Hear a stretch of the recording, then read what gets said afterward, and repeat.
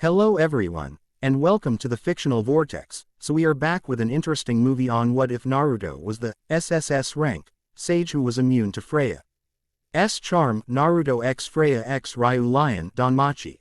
But before we start, I just want to remind you to please subscribe to my channel and hit the like button if you enjoy my content. Let's start the story. Chapter 1. The Maelstrom arrives. The obsidian spire of Babel Tower cast a long shadow across Orario as the afternoon sun hung low in the western sky. From her lavish chambers near the pinnacle, Freya gazed out at the bustling city below, silver eyes narrowed in perpetual boredom.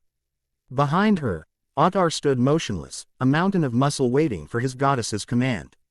"There's nothing interesting today either," Freya sighed, her melodious voice carrying the weight of millennia. "Every soul shines the same dull light. Predictable, attainable." Ottar remained silent, knowing better than to interrupt his goddess during these melancholic episodes.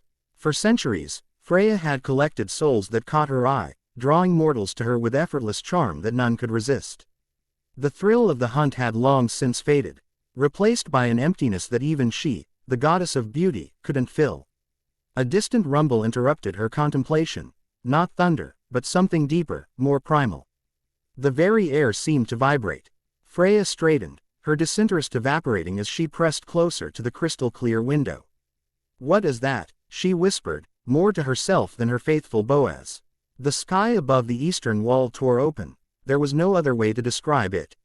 Reality itself seemed to split, revealing a swirling vortex of energy that pulsed with unnatural light.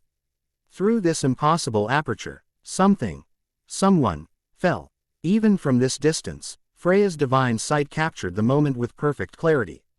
A figure wreathed in golden light plummeted toward the city, trailing wisps of energy unlike anything she had ever witnessed. Not divine power, not the magic of mortals, but something altogether different. And his soul, Freya's breath caught in her throat. It blazed like a newborn star, brilliant beyond measure, with swirls of gold, crimson, and a deep, mysterious purple that she had never seen in any mortal. "Ottar," she commanded, her voice trembling with sudden, intense emotion. "Find him. Naruto Uzumaki hit the ground with enough force to crack the stone pavement beneath him. Pain lanced through his body, but after years of combat and training, pain was an old friend. He rolled with the impact, absorbing and redirecting momentum as Master Fukasaku had taught him, before settling into a crouch. "Well, that was unexpected," he muttered, his voice rough from the interdimensional transit. The last thing he remembered was facing Momoshiki in that final, desperate battle. The Otsutsuki had torn open a dimensional rift as a last-ditch effort to escape. And Naruto had pursued, determined to end the threat once and for all. There had been a blinding flash, the sensation of being pulled in 1,000 directions at once, and then, this. Wherever this was. Naruto rose to his feet, taking in his surroundings with the practiced eye of a veteran shinobi. Stone buildings with unfamiliar architecture. People dressed in strange clothes, staring at him with expressions ranging from curiosity to fear. The massive tower at the center of the city, unlike anything he'd seen before. And most importantly, the energy signatures all around him. Fundamentally different from chakra yet somehow familiar. Definitely not the elemental nations, he concluded, dusting himself off. Before he could further orient himself, screams erupted from a nearby street. Not the screams of people frightened by his dramatic arrival, but true terror, the kind Naruto had heard too many times during war. Without hesitation, he moved. Years as Hokage hadn't dulled his instincts. If anything, they'd been honed to a razor's edge. In 3 heartbeats, he covered the distance to the source of the commotion, leaping over buildings with chakra-enhanced steps that left observers gaping. What he found was chaos. A massive creature, something like a grotesque hybrid between a bull and a man, was rampaging through a market square. It stood nearly 15 feet tall, with curved horns that had already impaled one unfortunate victim. Its muscled body was covered in patches of coarse fur and open wounds that oozed black blood. Around it lay broken stalls, scattered goods, and the bodies of those who hadn't fled quickly enough. "A minotaur," someone screamed. "Level 3 at least." Naruto didn't understand the terminology, but the threat was clear enough. 4 armored individuals, adventurers, by the look of them, were attempting to engage the creature, but their coordination was poor, their attacks disjointed. "Fall back," shouted a red-haired woman wielding a short sword. "We need to wait for backup." The Minotaur roared, swinging a massive fist that connected with one of the armored men, sending him flying into a stone wall with a sickening crunch. It then fixed its bloodshot eyes on a small child who had become separated from her fleeing mother. Time seemed to slow for Naruto. In that moment, it didn't matter that he was in a strange world with unknown rules. It didn't matter that he had no idea how he'd get home. What mattered was that there was a child in danger, and he had the power to help.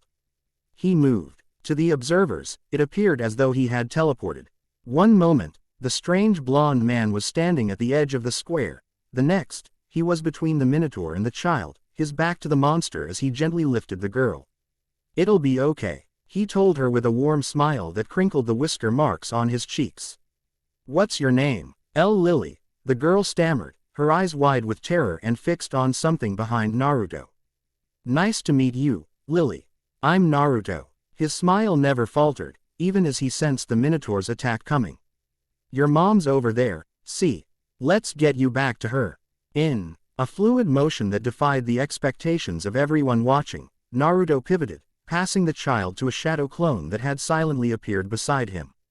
The clone leapt away with Lily just as Naruto raised his right hand, not to block, but to catch the Minotaur's massive fist. The impact created a shockwave that shattered nearby windows and kicked up dust from the pavement. Yet Naruto didn't budge an inch. He stood rooted to the spot, one hand casually restraining the full strength of a monster that had sent armored warriors flying moments before. "You know," Naruto said conversationally, looking up at the Minotaur's shocked expression, "where I come from, we have a saying, those who abandon their comrades are worse than trash. But I'd add something to that." His blue eyes hardened, taking on an intensity that made even the monster flinch. "Those who threaten children don't deserve mercy." The Minotaur bellowed in rage and pain as Naruto's grip tightened, crushing the bones in its fist. It tried to pull away, but Naruto held firm, his strength seemingly limitless. "I'll give you one chance," Naruto continued, his voice carrying across the now silent square. "Turn around, leave this city, and never threaten these people again."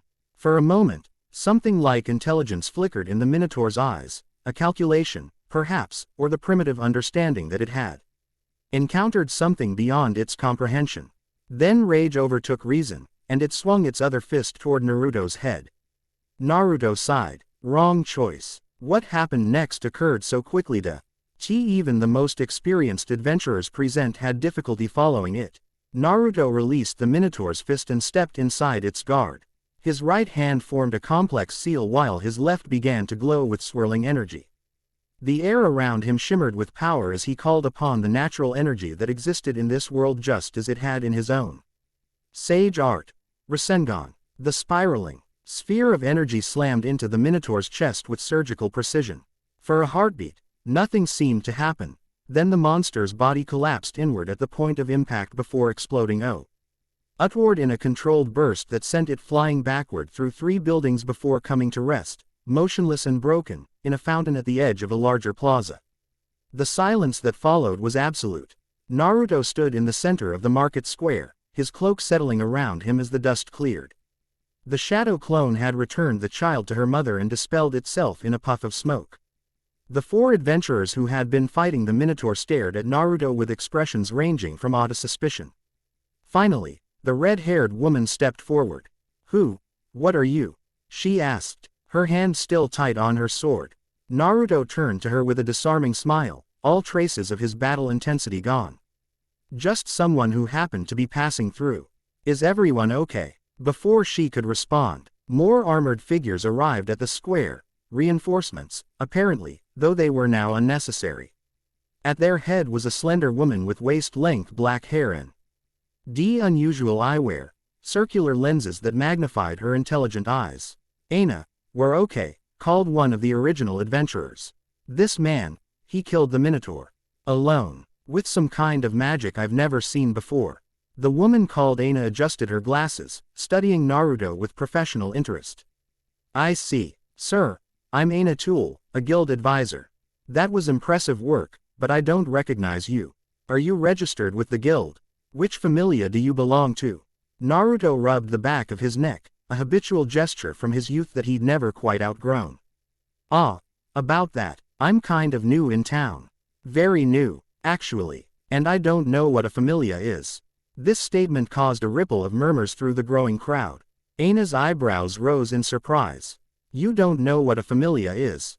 Yet you can defeat a level 3 monster single-handedly. She shook her head. Sir, I think you should come with me to the guild.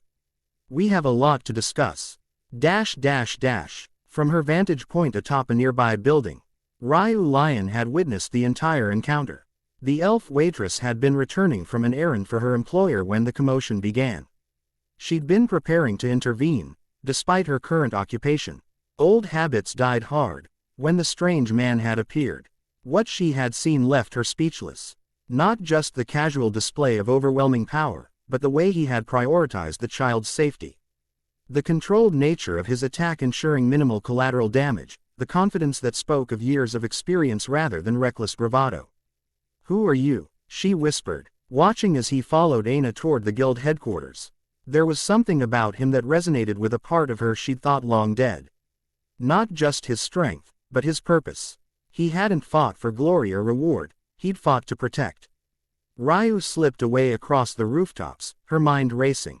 She needed to learn more about this newcomer, and she knew just where to start. The guild headquarters was an imposing structure of stone and wood, bustling with activity even in the late afternoon. Adventurers came and went, submitting reports, collecting rewards, or simply gathering information. Naruto attracted curious glances as Aina led him through the main hall and into a private consultation room. Please, sit, she said, gesturing to a comfortable chair across from her desk. I have many questions, but first, may I know your name? Naruto Uzumaki, he replied, taking the offered seat. And I have plenty of questions myself. Aina nodded, pulling OUTA blank form and preparing to take notes. That's understandable. Let's start with the basics. Orario is the only city in the world with a dungeon, a labyrinth beneath Babel Tower that spawns monsters. Adventurers delve into the dungeon to defeat monsters, collect magic stones and drop items, and grow stronger. She went on to explain the Familia system, how gods had descended to the mortal realm and granted their blessing. Called Falna, to mortals who joined their families. This blessing allowed adventurers to grow stronger, gaining levels and skills far beyond normal human capacity. Naruto listened attentively, drawing parallels to his own world while noting the significant differences. The concept of gods walking among mortals was particularly troubling. His experiences with godlike entities had rarely been positive. So every adventurer belongs to a familia? He asked when Aina paused. Yes, it's impossible to become an adventurer without a god's blessing. She studied him with renewed curiosity. Which makes your display earlier all the more perplexing. You fought like a high-level adventurer, yet you claim no knowledge of our system. Naruto considered his options. In his years as Hokage, he'd learned the value of diplomacy and discretion, but he'd also never abandoned his fundamental belief in honesty. This woman was clearly trying to help him navigate an unfamiliar world. Lying to her would serve no purpose. I'm not from Orario, he said finally. Or from this world at all. As far as I can tell. I was fighting a powerful enemy who opened a dimensional rift, and I ended up here. He expected disbelief, perhaps even laughter. Instead, Aina sighed and removed her glasses, rubbing the bridge of her nose.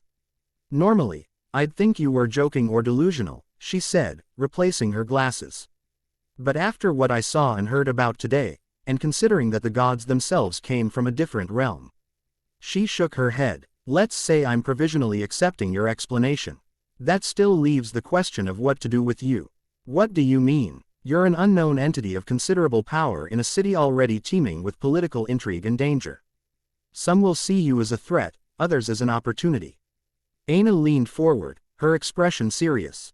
Without a familia's protection, you're vulnerable, despite your strength.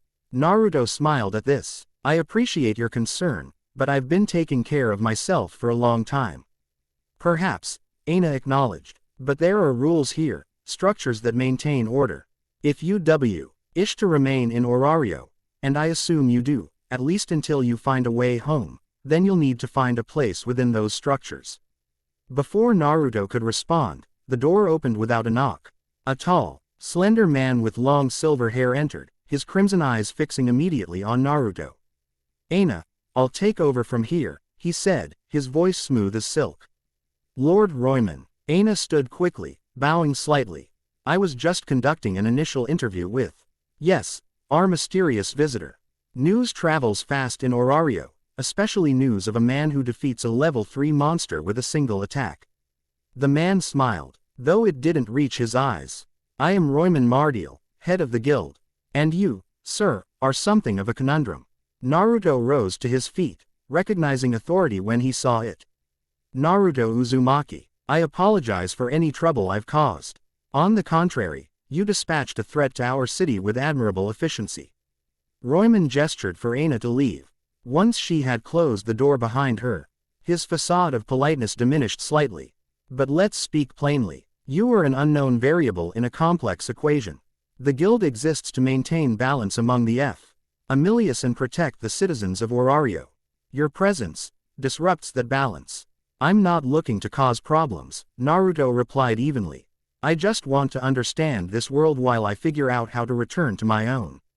Royman studied him for a long moment. "Perhaps we can help each other. The guild could use someone of your abilities for certain, delicate matters. In return, we can offer protection, information, and resources." Naruto recognized a recruitment attempt when he heard one. "I appreciate the offer, but I prefer to maintain my independence. I've learned that divided loyalties rarely end well for anyone." The guild master's expression hardened. "Independence is a luxury in Orario, Mr.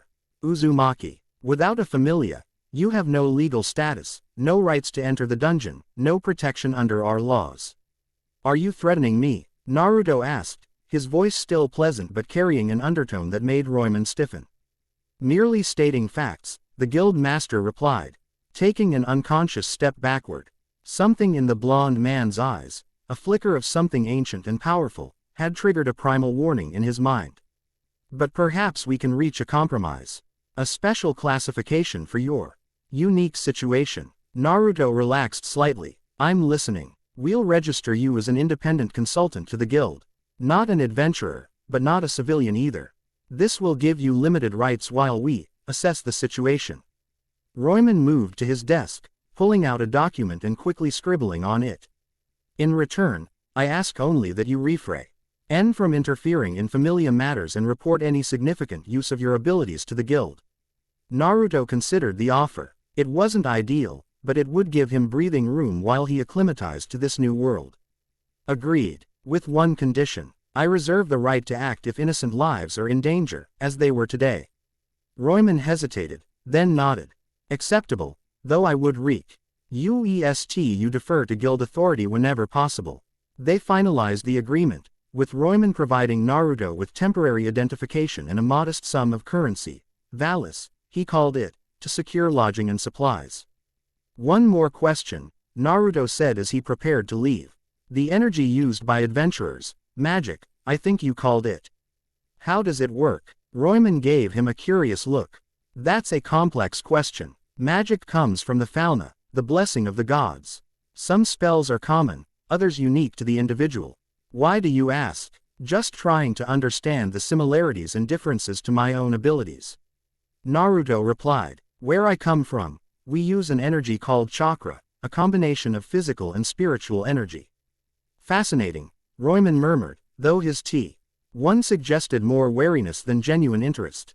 "Perhaps you should speak with someone more knowledgeable about magical theory.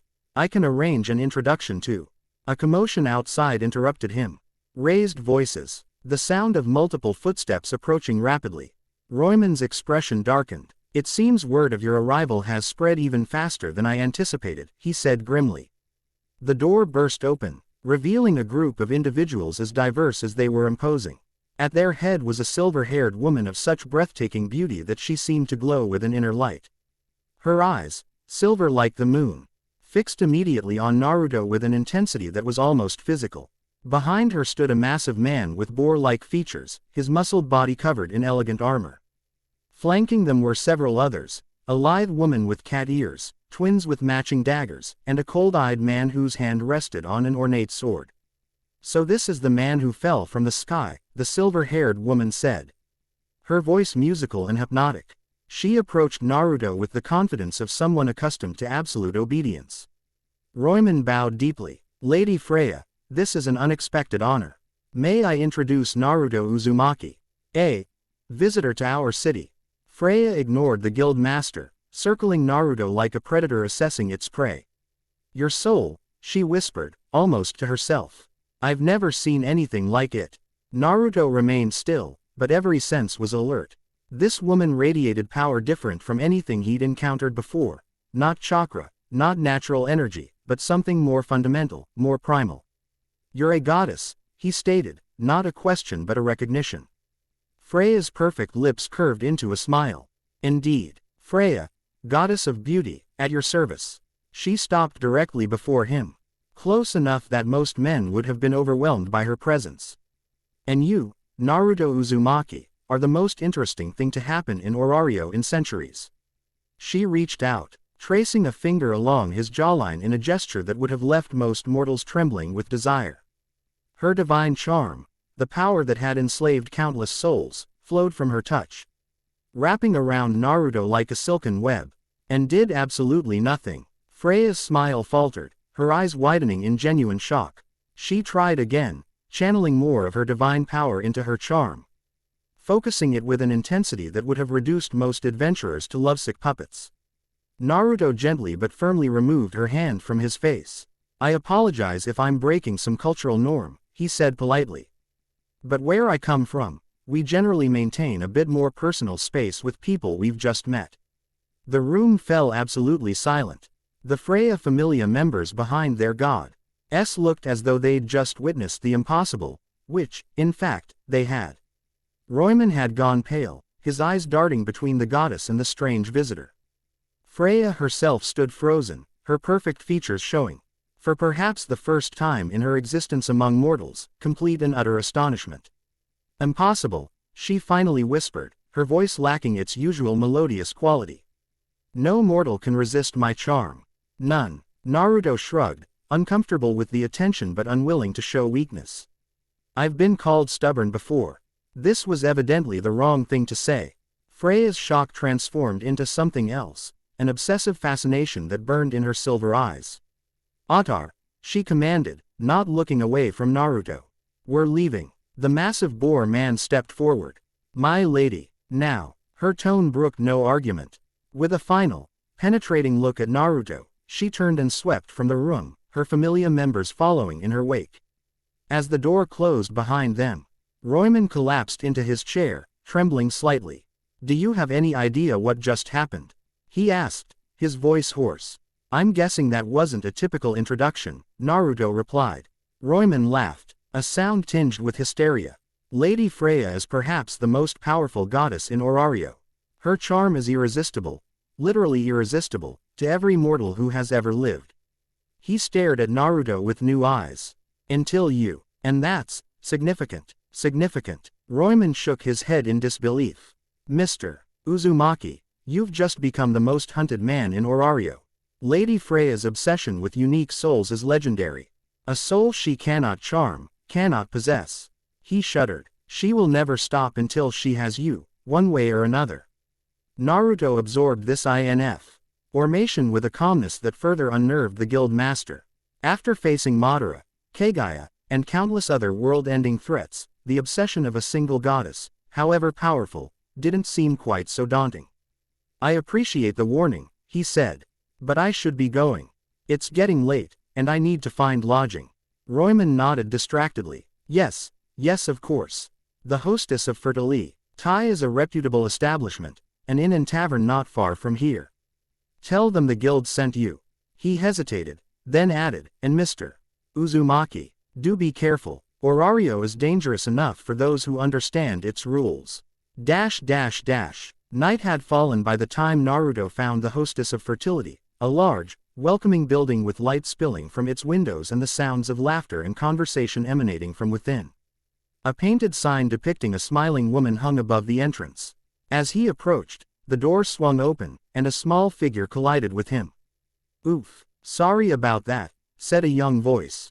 Looking down, Naruto saw a white-haired boy with crimson eyes, hardly more than 15, by the look of him. "No problem," Naruto replied with a smile. "You might want to watch where you're going, though." The boy nodded, returning the smile somewhat shyly. "You're right, I was in a hurry to get back to my goddess. I'm Bell, by the way. Bell Cranell, Naruto Uzumaki." Bell's eyes widened. "Wait, are you the one who defeated the Minotaur in the market today? People have been talking about it all evening." Before Naruto could respond, another voice called from inside. "Bell, did you forget something?" A petite goddess with black hair tied in twin tails appeared in the doorway. She paused when she saw Naruto, her blue eyes narrowing slightly. "Hello there," she said, her tone friendly but cautious. "I'm Hestia. Are you a friend of Bell's?" "We just met," Naruto explained.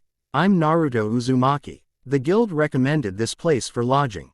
Hestia studied him with unexpected intensity, as though seeing something beyond his physical appearance. Whatever she saw seemed to satisfy her, as her expression relaxed into a genuine smile. "Well, any friend of Bell's is welcome here," she declared, ignoring the fact that they'd just established they weren't actually friends. "Come on in. Mia makes the best food in Orario, and the rooms are clean." Bell looked between them, confused but amiable. "I really do need to get going, but it was nice meeting you, Naruto. Maybe we'll see each other around." "I'd like that," Naruto replied, finding himself warming to the earnest young adventurer. As Bell departed with a wave, Hestia led Naruto into the establishment. The interior was warm and inviting, with wooden beams, sturdy tables filled with patrons, and a long bar along one wall. A tall, muscular woman with short reddish hair was serving drinks with impressive efficiency. "Mia," Hestia called. "This is Naruto. He needs a room and probably a good meal." The woman looked up, her sharp eyes assessing Naruto quickly. "That'll be 30 valis for the night, food extra. Pay up front." Naruto counted out the unfamiliar currency from what Royman had given him. As he handed it over, he became aware of a presence nearby, someone watching him with unusual intensity. Turning slightly, he spotted an elf woman with short green hair collecting empty plates from a table. What caught his attention wasn't her appearance but the way she moved, with the unconscious grace of a trained fighter trying to appear ordinary. Their eyes met briefly, and in that moment, Naruto recognized something familiar, the gaze of someone who had seen combat, who had suffered loss, who carried burdens invisible to most. It was a look he'd seen in the mirror after the war. She turned away first, continuing her work as though nothing had happened. Mia, having accepted Naruto's payment, barked orders to a catgirl waitress.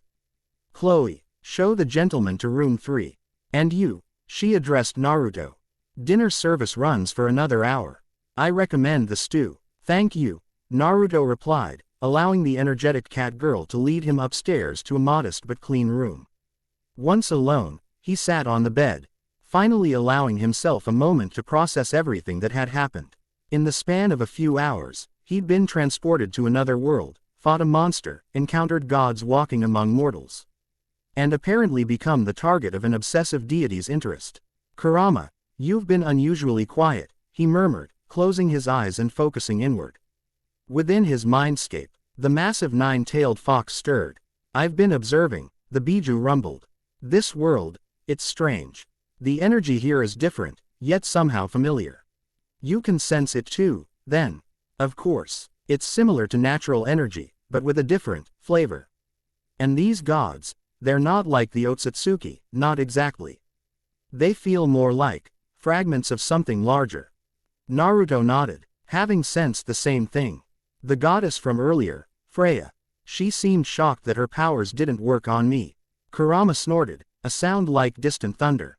"Of course they didn't. You're a perfect sage now, kid. Natural energy balances your chakra system in a way that makes you immune to most forms of influence. Besides," the fox added with a hint of pride, "my presence alone would have protected you. No mere charm could overcome a Biju's will."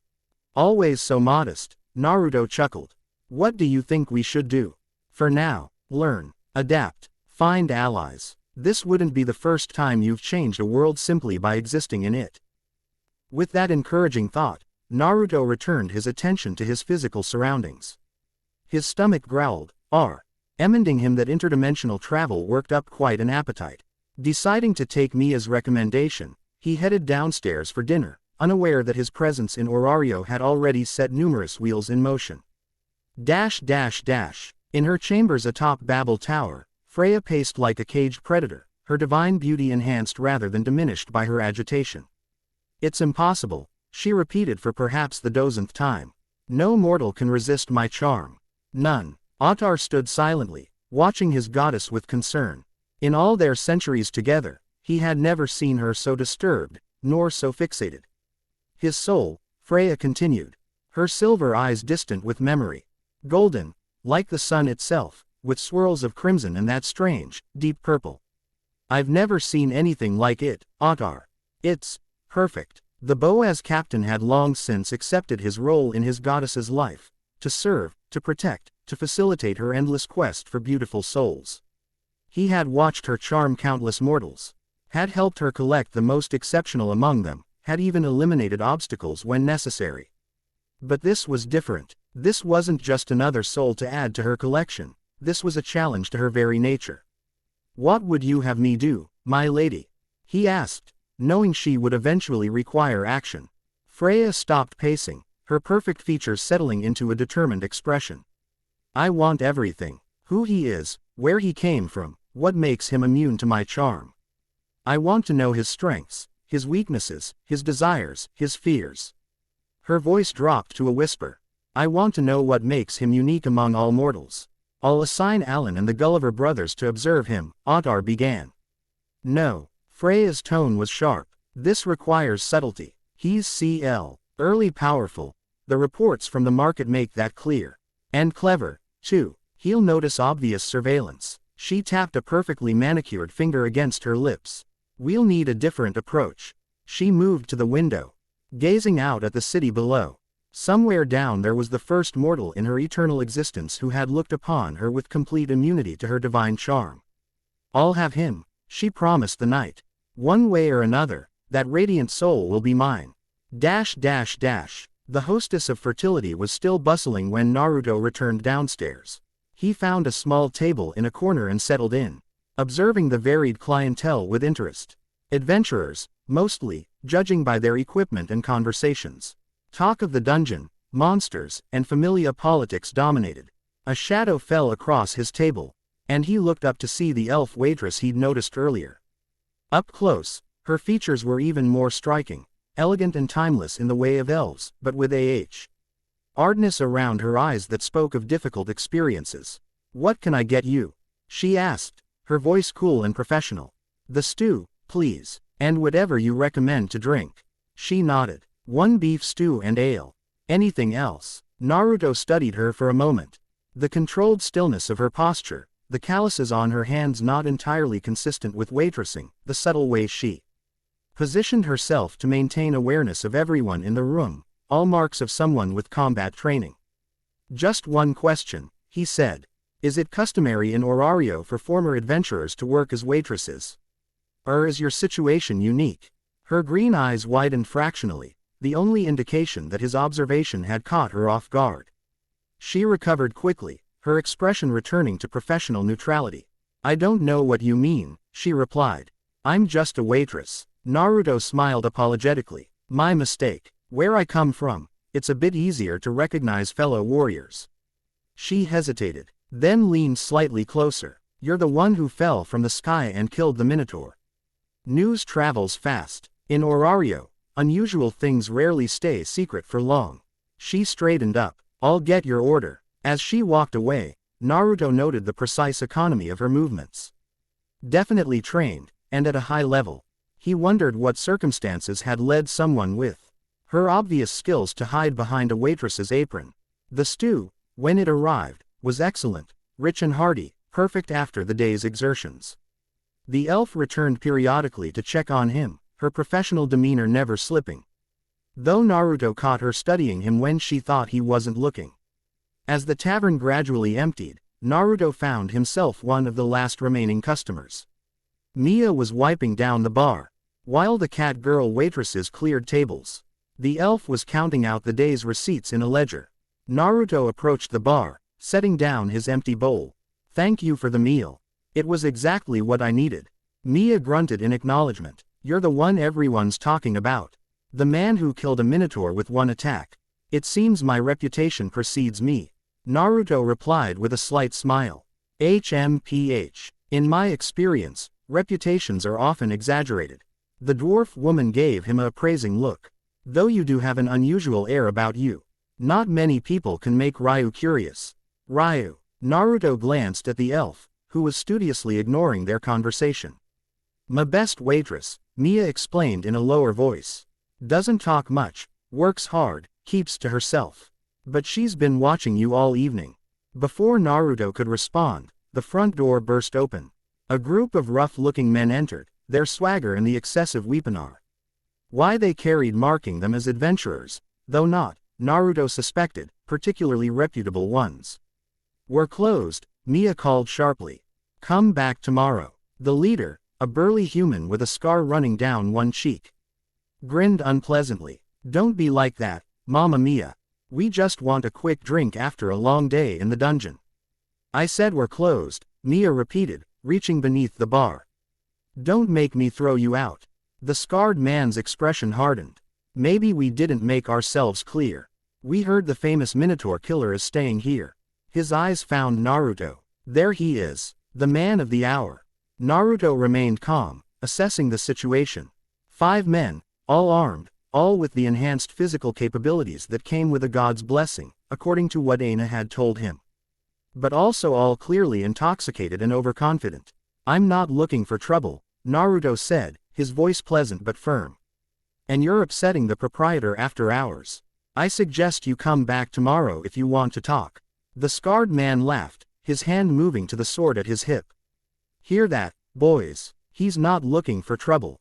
Well, that's too bad, because trouble found you. Lady Freya is offering a hefty reward for information about you, and we figure the easiest way to get that information is to bring you to her personally." Mia slammed a massive club on the bar. "No fighting in my establishment. Take it outside or not at all." The tension in the room was palpable. Naruto slowly stood, his posture relaxed but ready. "Last chance," he said quietly. "Walk away now, and we'll forget this happened." The scarred man drew his sword. "Get him." What happened next occurred so quickly that most observers would have struggled to follow it. As the adventurers rushed forward, Naruto simply wasn't where they expected him to be. He moved with fluid grace, redirecting attacks with minimal force, disarming his opponents with precise strikes to pressure points and nerve clusters. In less than 10 seconds, all 5 adventurers were disarmed, 3 were unconscious, and 2, including the leader, were pinned to the floor, their arms locked in painful holds. "I'm still not looking for trouble," Naruto told the scarred man, whose face was pressed against the floorboards. "But I won't hesitate to defend myself.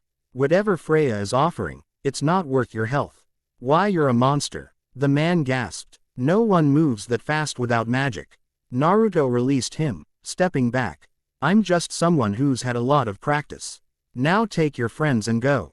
The conscious adventurers dragged their companions out, shooting fearful glances at Naruto as they retreated. When the door closed behind them, Mia sighed heavily. "Well, that was interesting," she said, returning her club to its place beneath the bar. "Not often I see someone handle troublemakers that efficiently without breaking any of my furniture." She gave Naruto a speculative look. "You're going to be trouble, aren't you?" "Not intentionally," Naruto replied with an apologetic smile. "I just seem to attract it sometimes." A soft sound made him turn. Ryuu was watching him, her prevue's mask of indifference replaced by open curiosity. "You didn't use a weapon," she observed. "Or magic. Just pure physical technique." Naruto nodded. "Where I come from, we learn to fight with and without weapons. Adaptability is key to survival." "And where exactly is that?" she asked, her reserve temporarily forgotten. "Where do people learn to move like you do?" It was a fair question, though. H1 Naruto was hesitant to answer fully.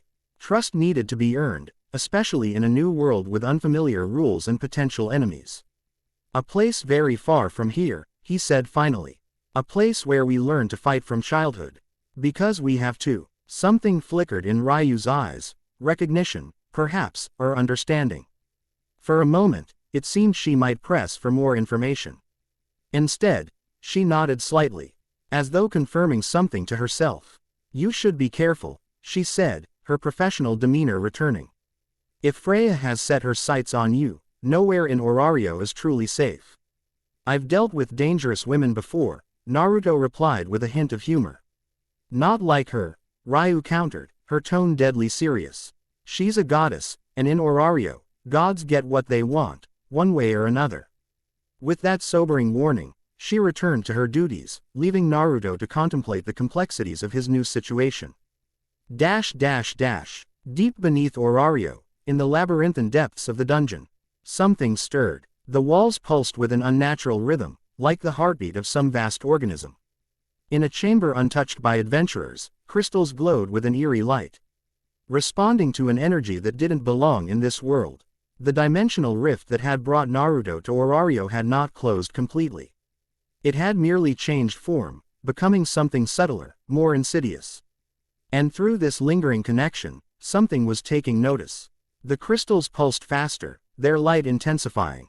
Shadows danced across the chamber walls, forming patterns that resembled seals and symbols from another reality. A voice whispered in the darkness, barely audible yet somehow filling the entire chamber. Interesting. So this is where you went, 7th Hokage. I should thank you for showing me the way. The crystals shattered simultaneously, plunging the chamber into darkness. When the emergency lights of the dungeon reasserted themselves, the chamber was empty, save for a single black feather that dissolved into ash as it touched the ground. The game had begun, though the players had yet to realize it. Chapter 1 End Chapter 2, Outside the System. Dawn broke over Orario, painting the white spire of Babel Tower in hues of amber and gold. From his rented room at the Hostess of Fertility, Naruto watched the city awaken, merchants raising shutters, adventurers gathering in small groups before heading to the dungeon, street cleaners removing evidence of the previous night's revelries. The rhythm of this world differed from Konoha's, yet carried familiar patterns of human existence. Different sky, same people, he murmured, stretching muscles that had grown stiff during his meditation. He'd spent half the night in sage mode, sensing the flow of energy throughout Orario, mapping its patterns and anomalies. This world's energy is strange, Kurama commented within their shared mindscape. It flows differently than chakra, more chaotic, less structured. And beneath the city, that dungeon they speak of, something isn't right about it. I felt it too, Naruto replied silently. Almost like it's alive somehow. A knock interrupted their conversation. Breakfast is ready, called a female voice. Sir, if he remembered correctly, one of the waitresses. Thank you, I'll be right down, he answered. Downstairs, the tavern buzzed with early morning activity. Adventurers fueled up before descending into the dungeon, merchants grabbed quick meals before opening their stalls, and what looked suspiciously like a hungover. Our deity nursed a cup of something steaming at the corner table. Naruto took a seat at the bar, where Mia was efficiently serving food with the same gruff demeanor she'd displayed the previous night. Sleep well, she asked, placing a bowl of hearty porridge before him. Well enough, Naruto replied with a smile. Thank you for the room. Mia grunted in acknowledgement, her attention already shifting to her next customer. Orario might be a different world, but some things, like busy innkeepers, seemed universal. As he ate, Naruto sensed a presence approaching from behind. Without turning, he knew it was the elf waitress, Ryuu. Mia had called her. Her footsteps were nearly silent, her breathing controlled. You're up early, she observed, stopping beside him with a pitcher of water.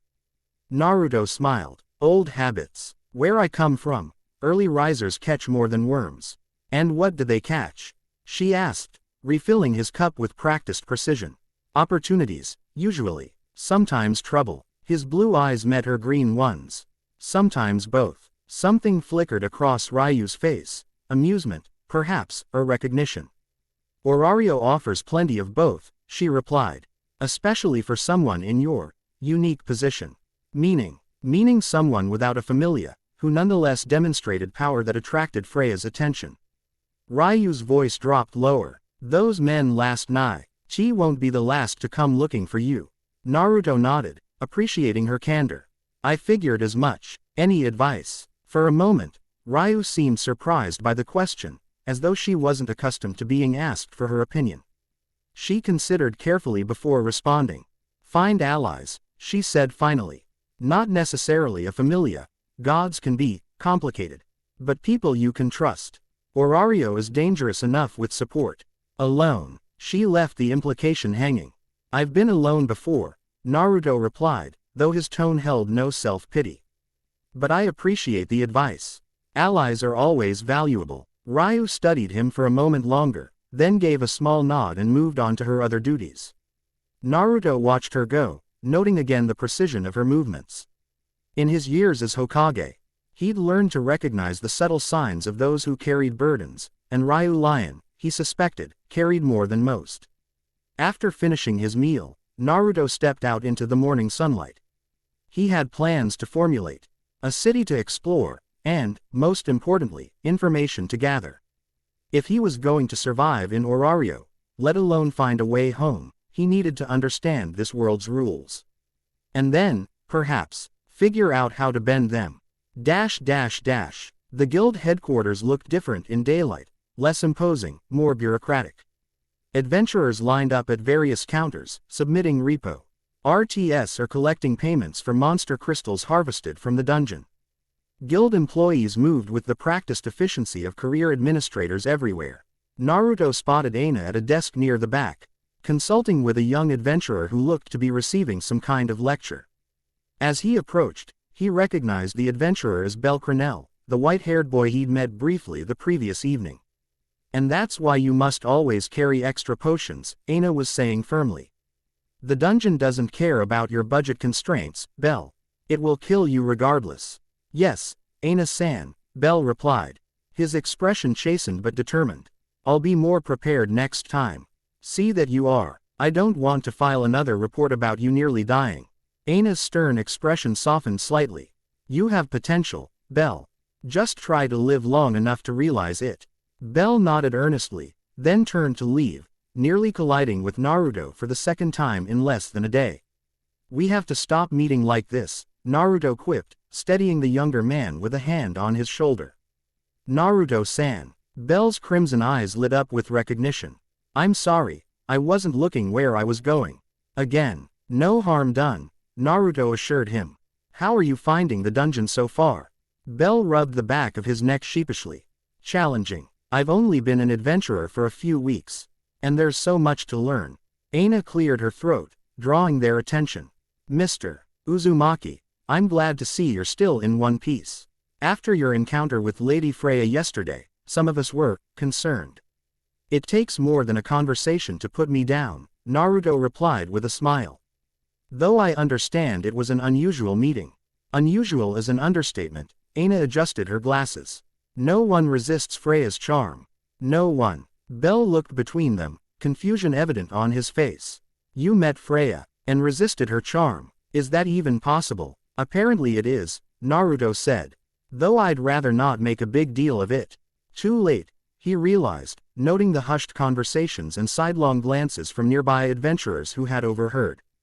In a city built on reputation and gossip, such information would spread like wildfire. Aina sighed. I'd suggest keeping a low profile, but that ship has probably sailed. What can I help you with today, Mr. Uzumaki? Information, Naruto replied. I need to understand more about how this world functions if I'm going to find a way home, or at least adapt while I'm here. Of course, Aina nodded. We have some time before my next appointment. Bell, was there anything else you needed? The young adventurer shook his head. No, I should get going. Goddess Hestia is expecting me. He turned to Naruto with a bright smile. It was good seeing you again, Naruto-san. Maybe someday you could tell me about your world. It sounds fascinating. There was something about Bell's earnestness that reminded Naruto of himself at a younger age, that same unflagging optimism and determination. I'd like that, Bell. Maybe we'll run into each other in the dungeon sometime. Bell's face lit up at the suggestion. I'd be honored, though I'm only exploring the upper floors right now. After Bell departed, Aina led Naruto to a private consultation room, the same one where he'd met with Royman the previous day. So, she began once they were seated. What specifically would you like to know? Naruto considered his most pressing questions. Let's start with the dungeon. What exactly is it? Royman mentioned it spawns monsters. But there has to be more to it than that. Aina nodded, slipping into what was clearly a familiar educational role. The dungeon is, well, nobody knows exactly what it is, in the most fundamental sense. It's a labyrinth beneath Babel Tower that continuously generates monsters. The deeper you go, the stronger the monsters become. Adventurers enter the dungeon to defeat monsters and collect magic stones and drop items, which are the foundation of Orario's economy. She went on to explain the floor system, the increasing difficulty, and the various ecosystems within different levels. Naruto listened attentively, drawing parallels to his own world while noting the differences. And these magic stones, he said when she paused. They're like the monster's core. Exactly. Each monster has a magic stone that essentially serves as its heart. When extracted, these stones can be converted into energy, used in magical items, or exchanged for Valis. Naruto nodded, piecing together the economic structure. So Orario's entire economy is built around the dungeon. Adventurers risk their lives, the guild regulates their activities, and the gods, what? Watch for entertainment. Aina's expression turned cautious. That's not entirely inaccurate. The gods descended from the divine realm because they found immortality boring. They formed familias both to experi NCE mortal emotions vicariously and to compete with each other through their children's achievements. Children. Naruto raised an eyebrow. That's what gods call the mortals in their familia, Aina explained. When a god bestows their fauna, their blessing, on a mortal, it creates a bond. The mortal gains the ability to grow stronger far beyond normal human limits, and the god gains, well, entertainment, primarily. Naruto absorbed this information with a slight frown. In his experience, gods rarely did anything out of simple boredom. And this fauna, he continued, how exactly does it work? Royman mentioned it's necessary to enter the dungeon legally. Yes. The fauna allows adventurers to develop abilities, skills, and magic based on their experiences and their god's divine power. Aina produced a diagram showing the back of a human figure with runic markings. These markings appear on the adventurer's back, recording their growth and abilities. Only their god can update the fauna, reading and enhancing the adventurer's status. Naruto considered this system, comparing it to chakra development in his world. So without a fauna, a normal person would have no chance against dungeon monsters. Generally speaking, yes, Aina confirmed.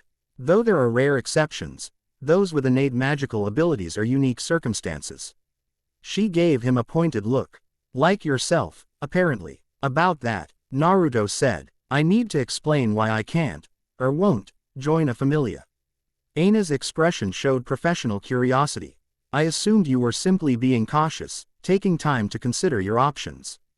It's more fundamental than that, Naruto explained. Where I come from, we use an energy called chakra, a combination of physical and spiritual energy. Through years of training, we learn to manipulate this chakra to perform techniques that might appear magical to others. He demonstrated by forming a small Rasengan in his palm, not the massive, sage-enhanced version he'd used against the Minotaur. But the basic technique Jiraiya had taught him so long ago. The swirling blue orb of energy cast dancing lights across Aina's astonished face. That's not magic as we understand it, she breathed, leaning closer to examine the technique. No, Naruto agreed, allowing the Rasengan to dissipate. And that's why I can't receive a fauna. My chakra system is fully developed, with pathways throughout my body. Based on what you've described, a god's blessing would interfere with these pathways, potentially causing serious harm. This wasn't entirely true, Naruto suspected his unique constitution might allow him to receive a fauna without catastrophic consequences, but it provided a plausible explanation for his refusal to join a familia without revealing his deeper reasons, namely, his distrust of gods and his desire to maintain independence. Aina sat back, processing this information. That would explain your immunity to Freya's charm as well. Your chakra system must somehow shield you from divine influence. Something like that, Naruto agreed, letting her draw her own conclusions. This presents a problem, Aina said, her administrator's mind already working on solutions. Without a familia, you have no legal status to enter the dungeon, yet your abilities clearly mark you as more than a civilian. Royman offered me a position as an independent consultant to the guild. Naruto reminded her, would that suffice? It's unprecedented, but it might work as a temporary measure.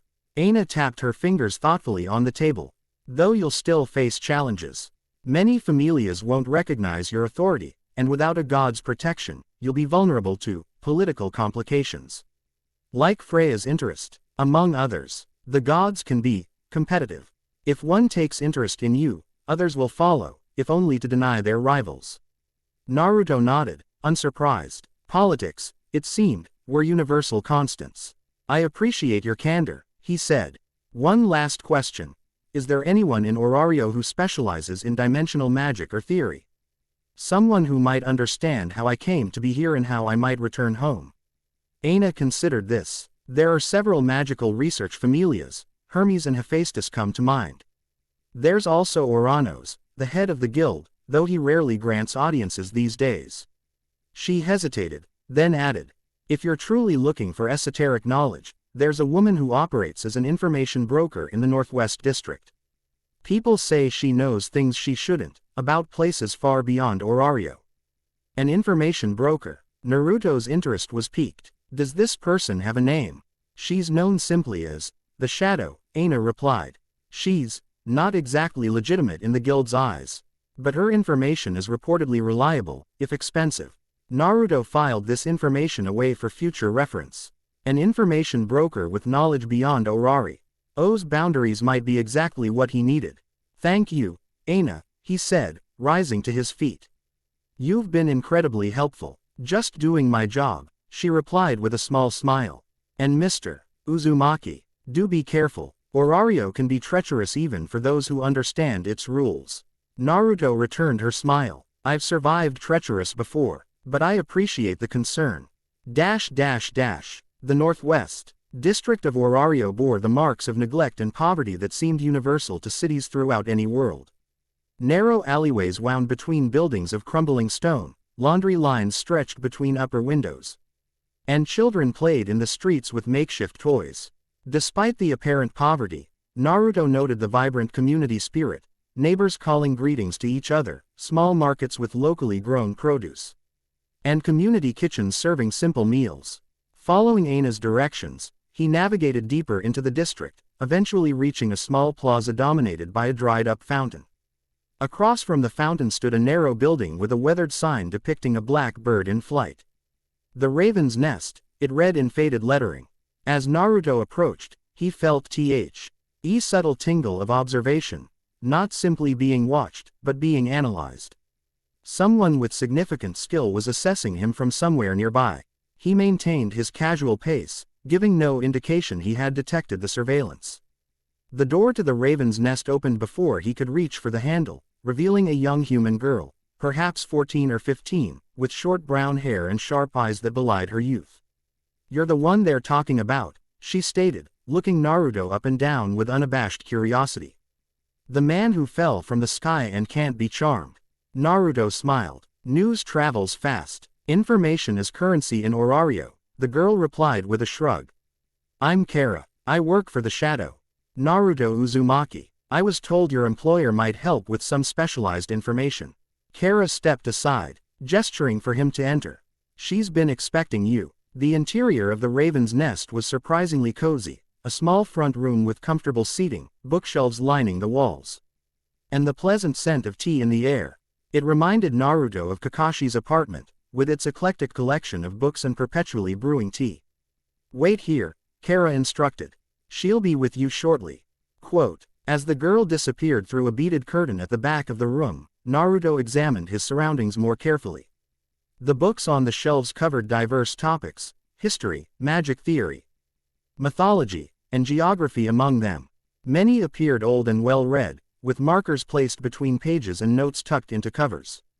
You won't find information about your home world on those shelves, came a soft voice from behind him. Naruto turned, surprised that anyone had managed to approach without his sensing them. A woman stood in a previously empty corner of the room, as though she had materialized from the shadows themselves. She was tall and slender, dressed in form-fitting black attire that seemed designed for both mobility and concealment. A half-mask covered the lower portion of her face, leaving only her eyes visible, dark, almond-shaped eyes that studied him with unnerving intensity. Her hair, black as a raven's wing, was pulled back in a simple braid that hung to her mid-back. But what truly captured Naruto's attention wasn't her appearance but the energy signature she emitted, faint but unmistakable. "Chakra, you're from my world," he stated, shock giving way to cautious hope. The woman's eyes widened slightly, the only indication of her surprise. After a moment, she reached up and removed her mask, revealing features that confirmed Naruto's suspicion. Though he didn't recognize her personally, the subtle characteristics of someone from the elemental nations were unmistakable. "Kaori Tsukishima," she introduced herself, her accent carrying the distinct inflection of someone from the land of iron. "Former Special Jonin of Tetsu no Kuni's Intelligence Division. And you're Naruto Uzumaki, the 7th Hokage of Konohagakure." Naruto inclined his head in acknowledgement. "Former Hokage, technically, given the circumstances. How long have you been in Orario?" 8 years, 3 months, and 17 days, she replied. With precision that spoke of counting each day. "I was on an intelligence-gathering mission near the northern border when I encountered a spatial anomaly. By the time I realized what was happening, I was falling through the sky above Orario." Similar to my experience, Naruto noted. Though in my case, I was pursuing an enemy through a dimensional rift. Kaori gestured to the seating area. "Please, sit. This conversation will take some time, and we have much to discuss." As they settled into comfortable chairs, Kara appeared with a tea service, setting it on the low table between them before discreetly withdrawing. "You've established yourself well," Naruto observed, accepting the cup of tea Kaori offered. The familiar scent of green tea from the elemental nations filled his nostrils, triggering an unexpected wave of homesickness. "Adaptation is a shinobi's greatest skill," Kaori replied, sipping her own tea. "I quickly realized that returning home might be impossible, so I focused on survival and information gathering. My training in intelligence work proved valuable in a city built on secrets and politics. And you've been watching for others from our world. Among other things, you're the first I've encountered, though I've documented several spatial anomalies over the years." She studied him over the rim of her cup. "Your arrival was different, however. More disruptive." Naruto nodded, unsurprised. "I was in sage mode when I transitioned, and I have certain passengers that likely affected the dimensional transit." "The 9 tails," Kaori stated, earning a sharp look from Naruto. She inclined her head slightly. "Your reputation preceded you, Hokage-sama, even in the land of iron. And your chakra signature is distinctive." "Just Naruto is fine," he said. "Titles mean little here. As you wish." She set down her cup. "Now, let's discuss why you sought me out. I presume you're looking for a way home. That, and information about this world. The guild has been helpful. But I suspect they don't have the full picture." A ghost of a smile flickered across Kaori's face. "An accurate assessment. The guild knows much, but understands little." She leaned forward slightly. "What do you know about the relationship between the dungeon and the dimensional rifts?" "Only that they might be connected. I sensed anomalies in the dungeon's GY patterns during my meditation last night." "More than connected," Kaori confirmed.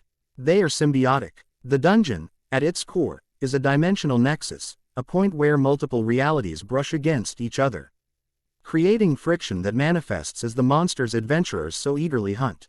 This aligned with what Kurama had sensed. "And the gods?" Naruto asked. "Where do they fit into this?" "That," Kaori said, her expression darkening, "is the question that has occupied most of my research. The gods claim to come from a higher realm, drawn to the mortal world out of boredom. But my observations suggest a different motivation." She paused, seemingly weighing how much to reveal. "They feed on the dungeon's energy, Naruto. Not directly, but through their familias, through the development and experiences of their children."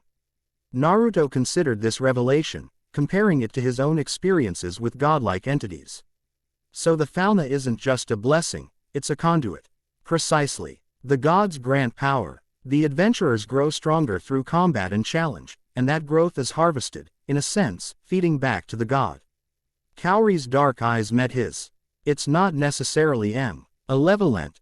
Many gods genuinely care for their familia members, but it is parasitic in nature. Which explains why Freya was so disturbed by her charm failing, Naruto mused. I represent a potential source of power she can't access.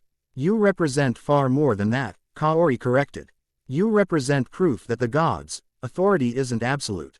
In a city built on divine hierarchy, that's revolutionary and dangerous.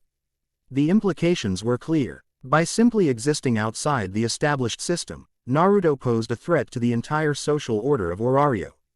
What about returning home? He asked, bringing the conversation back to his primary concern.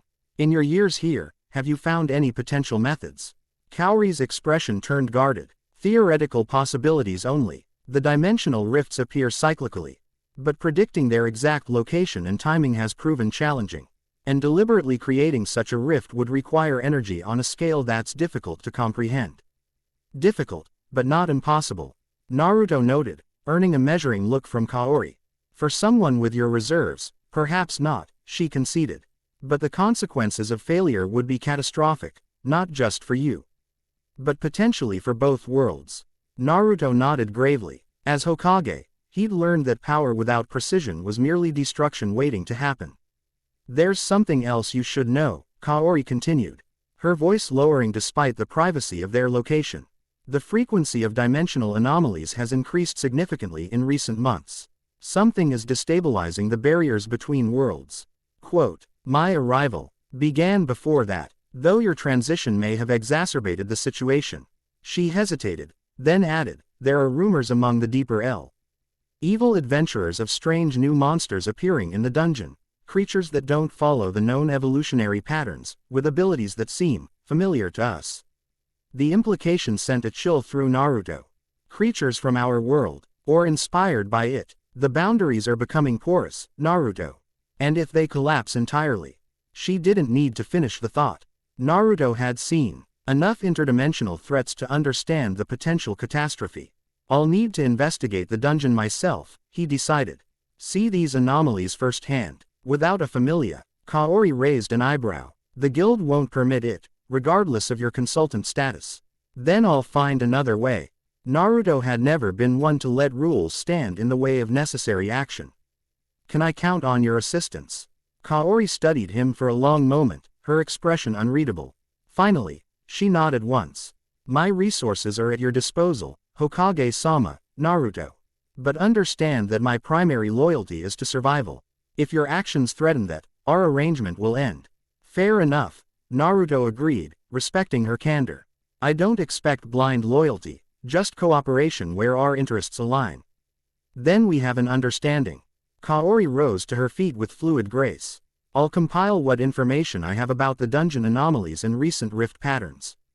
In the meantime, August, you continue your public activities as normal. The more eyes are on your official movements, the less they'll notice your unofficial ones. Naruto stood as well, recognizing the dismissal. Thank you, Kaori-san. It's unexpectedly comforting to find someone from home.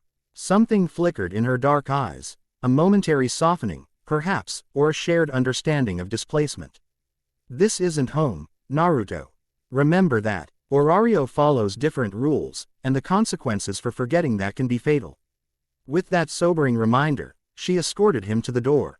As he stepped outside, she added one final warning. The gods are watching you now. All of them. Be very careful what you reveal.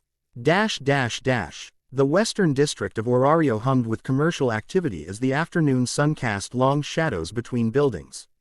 Merchants hawked their wares from colorful stalls, craftsmen displayed their latest creations, and street performers entertained crowds of locals and adventurers alike.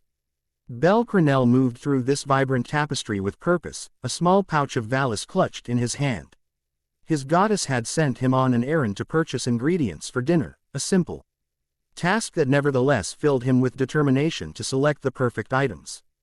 Let's see, he muttered to himself, consulting the list Hestia had prepared. Potatoes, carrots, onions, and if there's enough Valis left, some meat for stew. A commotion near the center of the market square interrupted his planning. Crowds were gathering, voices raised in excitement. Bell's curiosity got the better of him, and he made his way toward the disturbance, using his small stature to slip between larger onlookers. What he found at the center of the gathering made his crimson eyes widen. A tall, slender man with silver hair and sharp features was speaking with theatrical gestures, his elegant clothing marking him as a member of a wealthy familia. Around him stood several others with similar high-quality equipment, adventurers. Clearly, and powerful ones at that. A simple challenge, the silver-haired man was saying, his voice carrying the practiced projection of a performer. 10,000. D Valis to anyone who can land a single hit on me. Any weapon, any method. His eyes, cold despite his smile, scanned the crowd. Come now, surely someone among you brave adventurers wishes to try their luck. That's Alan Frommel, whispered a nearby adventurer to his companion. The Kenki of Freya Familia. He's level 6, what's he doing offering street challenges? The companion responded. Freya Familia doesn't need money or reputation. It's not about either, came a new voice, soft, feminine, yet carrying an undercurrent of knowledge. Bell turned to find a hooded figure beside him, their face partially concealed. They're fishing. Bell asked before he could stop himself. The hooded figure glanced down at him, revealing a glimpse of delicate, elven features. For a specific target, one who recently arrived in our fair city. Understanding dawned on Bell. Naruto-san, he breathed. The elf, for it was indeed an elf, Bell now realized, raised an eyebrow. You know him. We've met briefly, Bell admitted. He seems nice. A small, enigmatic smile curved the elf's lips. Indeed, and currently the object of Orario's most dangerous goddess's obsession. She too, RNED her attention back to the spectacle. This is a trap, designed to lure him into revealing more of his abilities. Bell frowned, finding himself unexpectedly protective of the strange foreigner who had treated him with kindness. That doesn't seem fair. Orario rarely is, the elf replied simply. In the center of the square, Alan's challenge had attracted a few brave, or foolish, contenders. Each was dispatched with effortless grace, the Kenki barely seeming to move as he dodged attacks and countered with precise strikes that left his opponents gasping on the ground. Surely there must be someone more capable in this crowd, Alan called, his tone carrying just enough condescension to sting the pride of those watching. Or perhaps Orario's adventurers have grown soft in recent years. Bell felt a surge of determination.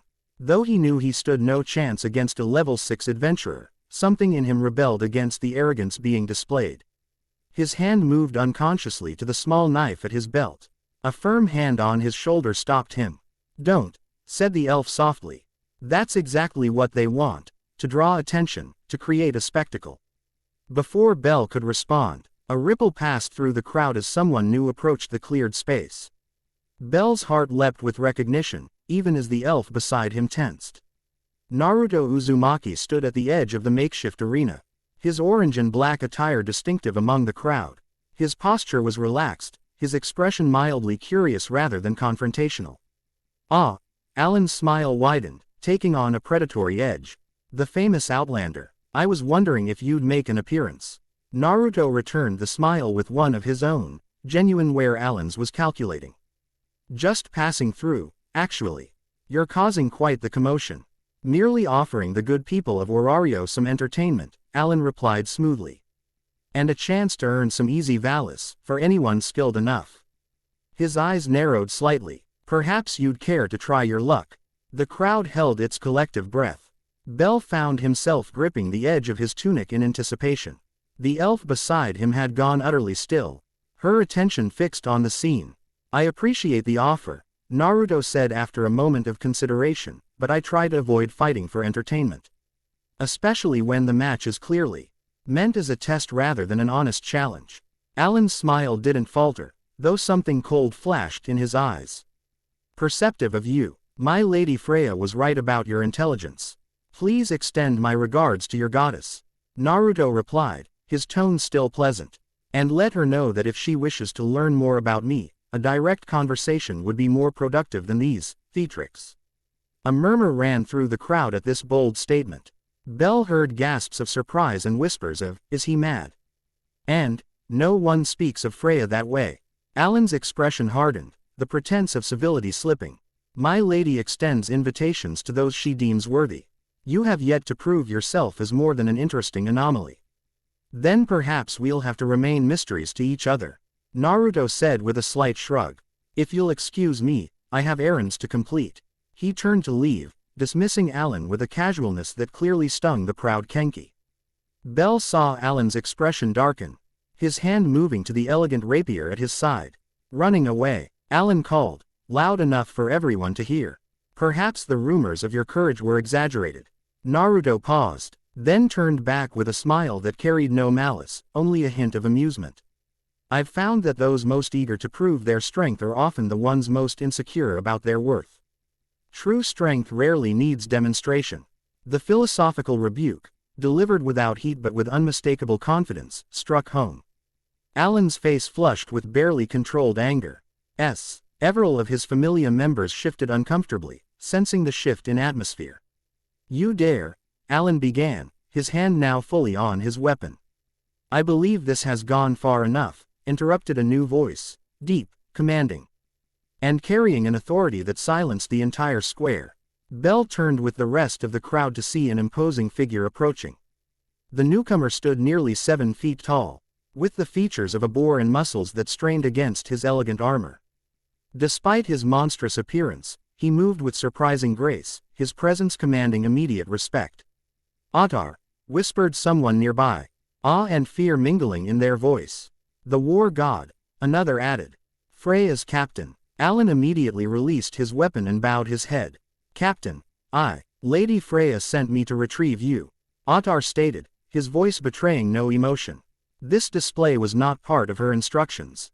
"I was merely enough." The single word, though quietly spoken, carried such weight that Alan fell silent immediately. Ottar then turned his attention to Naruto, studying him with eyes that missed nothing. "Naruto Uzumaki, my lady extends an invitation to Babel Tower at sunset tomorrow. A proper invitation, with proper respect." He inclined his massive head slightly. "She hopes you will consider accepting." Naruto returned the gesture with equal dignity. Quote, "Please thank Lady Freya for her consideration. I'll give her invitation the thought it deserves." Something like approval flickered in Ottar's eyes. He nodded once, then turned to his familia members. "We return now." Without another word, the Freya familia adventurers fell in behind their captain, leaving the market square in stunned silence. As they departed, normal activity slowly resumed.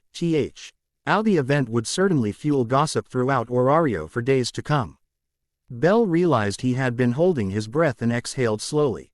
Beside him, the hooded elf made a soft sound, something between appreciation and concern.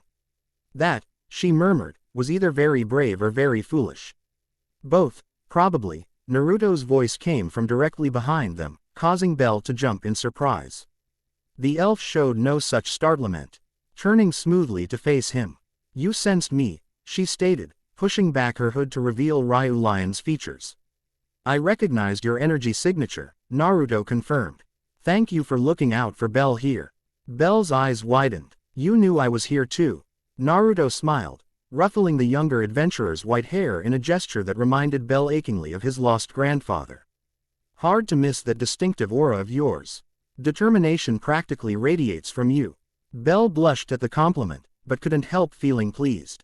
"I was worried when I saw what was happening," he admitted. "That Alan seemed dangerous." "Most skilled people are," Naruto replied, his tone neutral.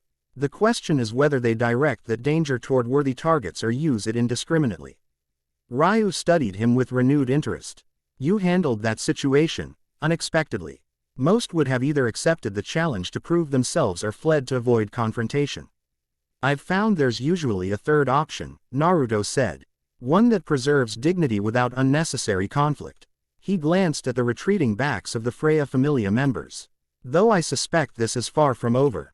Belle suddenly remembered his errand, clutching his pouch of Valis. "Oh, I need to get the ingredients for Goddess Hestia before the markets close." Naruto chuckled. "Don't let us keep you. Gods can get cranky when they're hungry, at least, the ones of known." As Belle rushed off with a hasty farewell, Ryuu remained, her green eyes assessing Naruto with renewed interest. You speak of gods with unusual familiarity for someone new to Orario. Let's just say my world has its share of powerful entities with godlike complexes, Naruto replied, his tone lighter than his words. Some benevolent, others, less so. Ryu absorbed this information, filing it away with other observations about the mysterious foreigner. Will you accept Freya's invitation? I haven't decided, Naruto admitted. What would you advise, Ryu Lion? The use of her full name, spoken with casual certainty, caught her off guard. She had been careful to introduce herself simply as Ryu during their interactions at the Hostess of Fertility. How did you? She began, then stopped herself. Never mind. If you're asking for my advice, I would say proceed with extreme caution. Freya is. She searched for the right words. Freya collects what she desires. And she has desired nothing as intensely as she appears to desire you. Because I'm immune to her charm. Partly. But also because you represent something she's never encountered before, a soul beyond her reach, power outside the familiar system, and a mystery she can't immediately solve. Ryu's expression grew serious. She will try to possess you, one way or another. Naruto nodded thoughtfully. Thank you for the warning. I'll take it under advisement. He glanced at the sun's position. I should be going. I have an appointment at the guild. Ryu hesitated, then said, the dungeon can be accessed through other entrances besides Babel Tower. Naruto raised an eyebrow. I don't recall mentioning the dungeon. You didn't have to, Ryu replied with the ghost of a smile. Anyone new to Orario eventually wants to see the source of its power and prosperity. And given your unusual status, you'll need alternative methods of access. Are you offering to show me these alternatives? Naruto asked. Perhaps. Ryu pulled her hood back up, concealing her features once more. The hostess closes at midnight. I finish my duties shortly after. With that cryptic statement, she melted into the crowd, leaving Naruto to ponder this unexpected development. An ex-adventurer offering overt assistance was not something he had anticipated, though he had learned long ago to expect the unexpected. The dungeon's first floor buzzed with activity even in the late afternoon. Novice adventurers moved in small groups, weapons ready as they hunted the relatively weak monsters that spawned here. Guild officials monitored the main entrance, checking identification and maintaining order among the constant flow of people entering and exiting. Bel Crenel, having completed his shopping with impressive speed, stood near the entrance to the second floor, adjusting his light armor and checking his small knife. He hadn't planned on entering the dungeon today, but the encounter in the market square had filled him with renewed determination to grow stronger. Just a quick run, he assured himself. Gather a few magic stones, maybe practice the technique goddess showed me. A sound from behind made him turn, not a monster's growl, but the soft footfalls of another adventurer. To his surprise, he found himself face to face with Naruto. Fancy meeting you here, the blonde man said with a smile. Finished your shopping quickly, I see. Bel rubbed the back of his head sheepishly. Goddess Hestia says I'm too impulsive sometimes. I saw the entrance to the dungeon and just decided to come in for a quick expedition. Alone? Naruto asked, glancing around. That's risky, isn't it? Just the upper floors. Bel hastened to explain. I'm still new, but I can handle goblins and kobolds by myself now. Naruto studied the younger adventurer, noting the determination in his crimson eyes. It reminded him of himself at a similar age, perhaps a bit too eager, definitely underestimating risks, but with a heart firmly in the right place. Mind if I join you? Naruto asked. I've been curious about the dungeon since I arrived. Bel's face lit up with excitement. Really? You'd come with me? His expression quickly shifted to concern. But wait, don't you need a familia to enter the dungeon legally? I have a special arrangement with the guild, Naruto explained, showing a small identification tablet Royman had provided. Independent consultant status. It's a bit unorthodox, but it allows me limited access. Bel accepted this explanation without question, his excitement returning. That's amazing. I'd be honored to show you around, though I don't know that much myself yet. We can learn together, Naruto suggested, falling into step beside Bel as they moved deeper into the dungeon. The first floor was simple in design, stone corridors with occasional wider chambers, illuminated by glowing moss that clung to the walls. Despite its relatively benign appearance, Naruto could sense the unnatural energy permeating everything around them. Kurama had been right, there was something fundamentally wrong about the dungeon's essence. This place reeks of corrupted natural energy, the fox commented within their shared mindscape. Like a perverted version of sage chakra. I feel it too, Naruto replied silently. Almost as if the entire structure is alive, Kurama finished for him. And aware, on some primitive level. Their internal conversation was interrupted by Bell's excited voice. Look, goblins up ahead. 3 small, green-skinned creatures had emerged from a side passage, their beady eyes fixing on the adventurers with immediate hostility. They carried crude clubs and wore scraps of leather as minimal armor. They always attack on sight, Bell explained, readying his knife. No intelligence beyond basic hunting instincts. Naruto observed as Bell engaged the monsters, noting the young adventurer's form. His technique was unrefined but showed natural talent, quick movements, good instincts, and surprising agility. Within moments, Bell had dispatched 2 of the goblins with precise strikes to their chests. The third, however, proved more evasive, dodging Bell's attacks and circling to his blind side. Before Naruto could warn him, the goblin lunged, its club raised for a potentially devastating blow to Bell's head.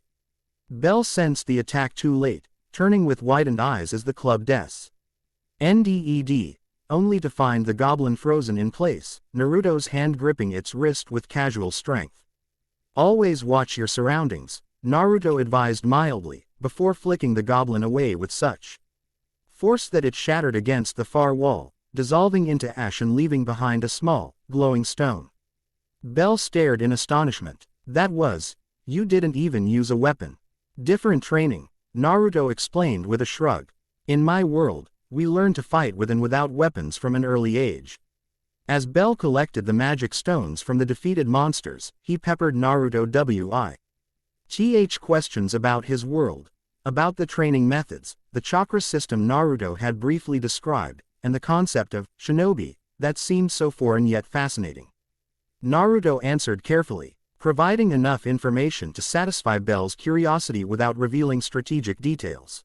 As they progressed deeper into the dungeon, reaching the second and then the third floor, he took the opportunity to study the environment more carefully, extending his senses to probe the nature of the dungeon itself. What he found confirmed his suspicions. The dungeon was indeed alive in some sense, a massive, semi-conscious entity that generated monsters as a form of antibodies against the infection of adventurers. More concerning, he detected subtle ripples in the dimensional fabric, nothing as dramatic as the rift that had brought him to Orario, but definitely abnormal. And that's how I met Goddess Hestia, Bell was saying, concluding a story Naruto had been half listening to. She's really kind, even if she can be a bit clingy sometimes. She seems to care about you a great deal, Naruto replied, refocusing on the conversation. That's valuable, having someone who truly looks out for your well-being. Bell nodded enthusiastically. Definitely. Without her, I'd never have been able to become an adventurer at all. No other familia would accept me because of my weak stats. This piqued Naruto's interest. Weak stats. You seem plenty capable to me. Bell blushed slightly at the compliment. That's kind of you to say, but I started with really basic abilities. Goddess says I'm growing unusually fast though. His expression turned more serious. I want to become strong enough to stand beside the heroes I admire. To be worthy of being called an adventurer. The earnest N.S. in Bell's voice struck a chord with Naruto. How many times had he expressed similar sentiments in his youth? The desire to be acknowledged, to grow strong enough to protect others, to live up to an ideal. Bell, he said thoughtfully. What if I showed you a few techniques from my world? Nothing complicated, just some basic principles that might complement what you're learning here. The Ing adventurer's crimson eyes widened with excitement. You'd do that, really? Consider it thanks for the dungeon tour, Naruto replied with a smile. Though I should warn you, the methods might seem strange compared to what you're used to. Bell's enthusiasm was palpable. I don't mind. I'll work hard, I promise. Their conversation was interrupted by a low rumble that shook the dungeon floor. Dust drifted from the ceiling as the tremor intensified briefly before subsiding. What was that? Bell asked, looking around nervously. An earthquake? Not exactly, Naruto replied, his senses extended fully. What he had felt was a pulse of foreign energy, chakra-like in nature, but twisted somehow, corrupted. It had originated from somewhere deep below them, far beyond the upper floors they currently explored. Before he could elaborate, a more immediate threat presented itself. From a side passage emerged a creature unlike the goblins and kobolds they had encountered thus far. Bipedal but hunched, with elongated limbs and a skull-like face, it moved with unnatural jerking motions. That's not a normal monster, Bell whispered, his grip tightening on his knife. I've never seen anything like it in the bestiary. Stay back, Naruto ordered, stepping protectively in front of the younger adventurer. The creature before them radiated wrongness, not just the corrupt energy of the dungeon, but something else. Something that shouldn't exist in this world. The creature tilted its head, studying them with empty eye sockets that somehow conveyed intelligence far beyond the mindless aggression of the dungeon's usual denizens. When it spoke, its voice was a discordant whisper that seemed to bypass the ears and resonate directly in the mind. Uzumaki. It hissed, the sound like paper tearing. The boundary crosser. Quote. Bell gasped in shock. It talks. Monsters can't talk. The creature took a shambling step forward, its movements becoming more fluid with each passing moment. As though it was adapting to its form. The master watches, learns. It raised a clawed hand, pointing directly at Naruto. You opened the way. Naruto's expression hardened. Who is your master? What way did I open? Instead of answering, the creature lunged with shocking speed, covering the distance between them in a heartbeat. Naruto pushed Bell aside and met the attack head-on, blocking a strike that would have shattered ordinary bones. The force of the impact confirmed his suspicions. This was no ordinary dungeon monster. It possessed strength far beyond what its frame suggested, and moved with a purposefulness that spoke of intelligence and training. Bell, run, Naruto commanded, deflecting another strike. Get to the surface and alert the guild. But Bell, despite his obvious fear, stood his ground. I won't leave you alone. The creature's skull face split in a grotesque approximation of a smile. Brave, little mortal, it whispered, its attention briefly shifting to Bell. Your soul shines. Taking advantage of the momentary distraction, Naruto formed a familiar hand seal. Shadow Clone Jutsu.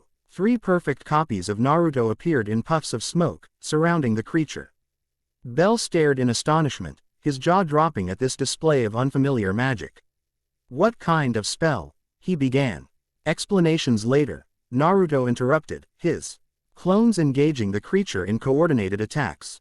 Just stay back. The battle that ensued was unlike anything Bell had ever witnessed. The clones moved with perfect synchronization, attacking own multiple angles with devastating combinations of strikes. The creature, for its part, displayed surprising adaptability, its movements becoming more fluid and purposeful with each exchange. It's learning, Naruto realized with growing concern. Adapting to our fighting style. This thing isn't just from the dungeon, Kurama growled within their shared mindscape. It has chakra pathways, corrupted, but recognizable. Something or someone from our world is influencing the dungeon's monsters. This confirmation of his worst fears hardened Naruto's resolve. Whatever was happening, he couldn't allow it to continue, not just for Orario's sake, but potentially for the safety of his homeworld as well. Enough playing around, he muttered. Chakra swirled around his right hand, coals, ching into a spiraling sphere that hummed with contained power. Unlike the massive Sage Art version he'd used against the Minotaur, this was a standard Rasengan, still devastatingly powerful, but more controlled. The creature sensed the change in energy and reacted with surprising intelligence, attempting to retreat. Naruto's clones cut off its escape, herding it back toward the original Rasengan. Naruto drove the spiraling sphere directly into the creature's chest. Unlike normal dungeon monsters, it didn't immediately dissolve into ash. Instead, it jerked violently, its form seeming to fig against the destructive energy consuming it. Boundary crosser. It hissed one final time, its voice fading as its body began to disintegrate. He comes. Through the way you opened. With those ominous words, the creature finally collapsed into ash, leaving behind not a magic stone, but a small, black crystalline object that pulsed with malevolent energy. Naruto approached cautiously, extending his senses toward the mysterious crystal. The energy it emitted was unmistakable, corrupted chakra, similar to what he'd encountered during the 4th grade ninja war. Bell, having recovered from his shock, joined Naruto in examining the remains. What was that thing? And how did you make copies of yourself? Was that magic? Before Naruto could respond, footsteps echoed from the passage behind them. Turning, they found themselves facing a party of heavily armed adventurers led by a stern-looking woman with teal hair. "Chiona, secure the area," the woman ordered, her eyes fixed on Naruto. "Lefia, check for residual magic. Chion, make sure there aren't more of those things nearby." The adventurers moved with practiced efficiency, clearly an experienced team accustomed to working together. Their equipment and confidence suggested high-level status, far above Bell's current capabilities. "Lady Riveria," Bell addressed the leader respectfully, confirming Naruto's suspicion that these were elite adventurers. The elf woman, Riveria, acknowledged Bell with a brief nod before focusing her attention on Naruto. "You must be the outsider everyone's talking about." "Naruto Uzumaki, correct, I am," Naruto confirmed, straightening to his full height. "And you are?" "Riveria Lyo's Alf, executive of Loki Familia." Her tone was formal but not hostile. "We detected an unusual energy signature and were dispatched to investigate. I assume it's related to." She gestured toward the ash and the strange crystal. "A creature unlike standard dungeon monsters," Naruto explained, deciding that partial truth was better than evasion. It displayed intelligence, speech, and combat adaptability far beyond what Bell described as normal. Riveria's eyes narrowed at this information. "Speech. That's concerning." A blonde elf with a staff, presumably Lefia, approached the remains, kneeling to examine the crystal. "This isn't a magic stone," she reported, her voice betraying her youth despite her professional demeanor. "The magical signature is completely foreign. Don't touch it," Naruto warned as she reached toward the crystal. "That energy is corrupted and potentially dangerous." Lefia withdrew her hand, giving Naruto a curious look. "You can sense magical energy without tools." "Something like that," Naruto replied evasively. Riveria studied him with increased interest. "The reports about you have been varied and somewhat fantastic. It seems they weren't entirely exaggerated." A twin-tailed Amazon, Chiona, based on Riveria's earlier command, bounded back from her scouting with infectious enthusiasm. "Area's clear, Riveria, but there are weird burn marks on the walls further down. Like someone was practicing fire magic, but different somehow. Residual energy from dimensional instability," Naruto supplied, earning surprised looks from the Loki Familia members. "Similar to what brought me to Orario in the first place." Riveria's expression turned grave. "You believe these phenomena are connected to your arrival?" "Not caused by it," Naruto clarified, "but possibly related to the same underlying issue. The barriers between worlds are weakening." The High Elf considered this information carefully. "This matter requires further discussion, but not here. Chion, escort Bell back to the surface. The rest of us will secure this area and report to Finn." As the other twin-tailed Amazon approached Bell, the young adventurer looked uncertainly at Naruto. "Will you be okay?" Naruto gave him a reassuring smile. "I'll be fine. Go on, and remember what I said about training. We can start tomorrow if you'd like." Bell's face brightened despite the circumstances. "I'd like that very much. Thank you, Naruto-san." As Bell departed with Chion, Riveria turned her full attention to Naruto. "Now, Mr. Uzumaki, I believe it's time for a more detailed explanation of exactly what you know about these dimensional disturbances." Naruto met her gaze steadily. "I'll tell you what I can. But understand that some matters are still unclear even to me." "Fair enough," Riveria acknowledged. "But I should warn you, our goddess is far less patient than I am. And she'll have questions of her own. I look forward to meeting her," Naruto replied diplomatically, though inwardly he wondered just how complicated his situation in Orario was becoming. Ina charm-wielding goddess's obsession, mysterious creatures from his own dimension, and now the interest of another powerful familia, Naruto's hope for a low profile had effectively vanished. The NLY question that remained was how these various threads would intersect, and what consequences would follow when they inevitably did.